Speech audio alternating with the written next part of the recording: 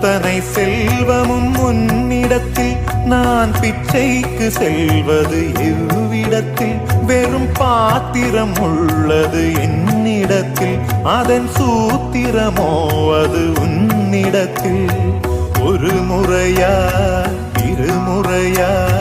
பல முறை பல பிறப்பெடுக்க வைத்தாய் புதுவினையா பழவினையா கணம் கணம் தினம் என்னை துடிக்க வைத்தாய் பொருளுக்கு அலைந்திடும் பொருளற்ற வாழ்க்கையும் துரத்துதே உன் அருள் அருள் அருள் என்று அலைகின்ற மனம் இன்று பிதற்றுதே